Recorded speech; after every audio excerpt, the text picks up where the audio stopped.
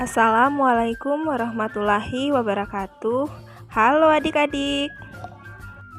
Baiklah adik-adik, hari ini kita akan belajar materi kelas 4, tema 1, subtema 3 tentang bersyukur atas keberagaman. Nah, kita akan masuk pada pembelajaran 1. Masih ingatkah kamu apa itu keberagaman? Keberagaman adalah suatu kondisi dalam masyarakat yang terdapat banyak perbedaan dalam berbagai bidang. Perbedaan tersebut yakni meliputi suku bangsa, ras, agama, budaya, dan antar golongan.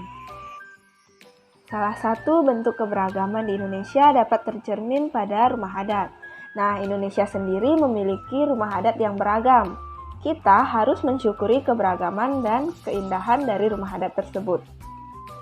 Adapun beberapa rumah adat yang terdapat di Indonesia yaitu yang pertama, rumah gadang. Rumah gadang adalah rumah adat daerah Sumatera Barat.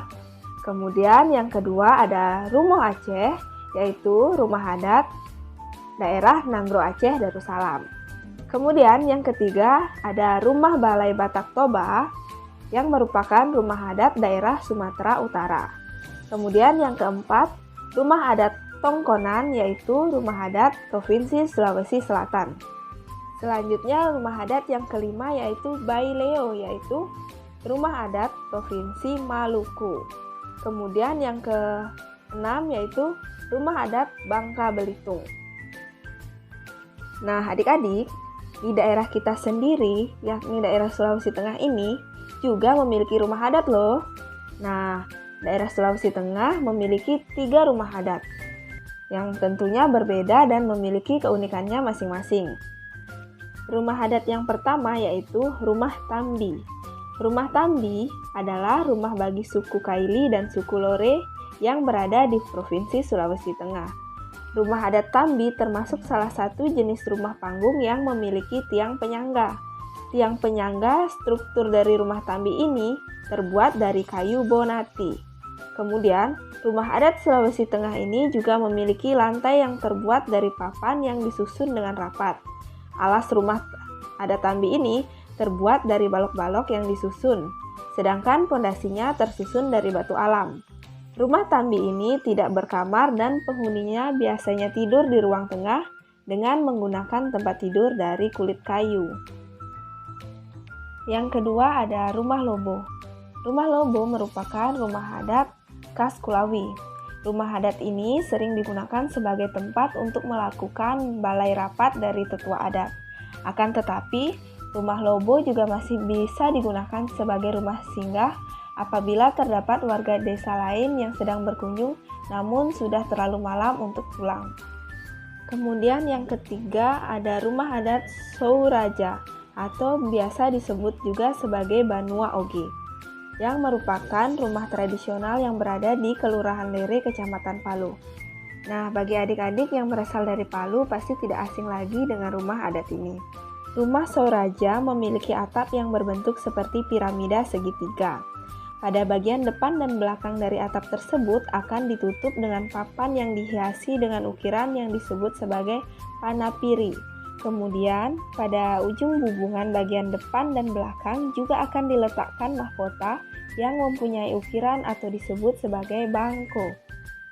Baiklah adik-adik, itulah tadi 3 rumah adat yang ada di daerah Sulawesi Tengah, yakni daerah tempat tinggalnya kita. Nah adik-adik, coba kita perhatikan gambar rumah adat tersebut. Rumah adat juga memiliki bentuk sudut. Salah satu keunikan dari rumah adat Indonesia adalah bentuk sudut atapnya. Sudut-sudut pada segi banyak juga menjadi satu keunikan. Ya, segi banyak beraturan memiliki sudut dan sisi yang sama. Yang pertama, segitiga. Segitiga memiliki 3 sisi, yang besar sudutnya yaitu 60 derajat, dan jumlah besar sudut keseluruhannya adalah 180 derajat. Yang kedua yaitu segi 4, memiliki 4 sisi, dan besar sudutnya yaitu 90 derajat, dan jumlah besar sudut keseluruhannya yaitu 360 derajat.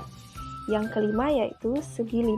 Segi 5 memiliki 5 sisi, dan besar sudutnya yaitu 108 derajat dan jumlah sudutnya yaitu 540 derajat.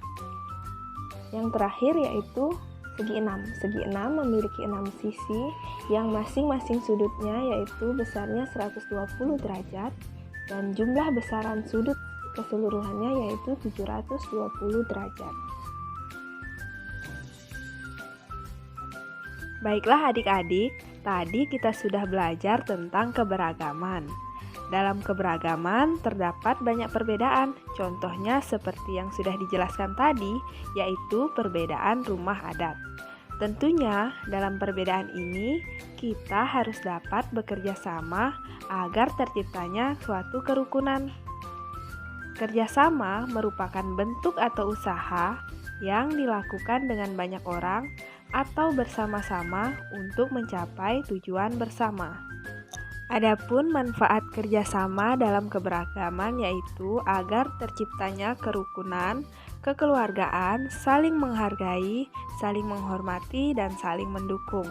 Selain itu, manfaat lain dari kerjasama dalam keberagaman yaitu yang pertama, dapat menumbuhkan rasa persatuan dan nasionalisme.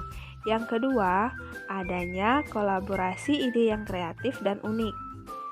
Dan yang terakhir yaitu pekerjaan menjadi lebih cepat selesai. Baiklah adik-adik, cukup sekian materi kita pada video pembelajaran kali ini. Setelah mempelajari tentang keberagaman rumah adat, semoga adik-adik tetap bersyukur atas keberagaman yang ada. Nah, terima kasih atas perhatian adik-adik sekalian. Wassalamualaikum warahmatullahi wabarakatuh dan sampai jumpa di video selanjutnya.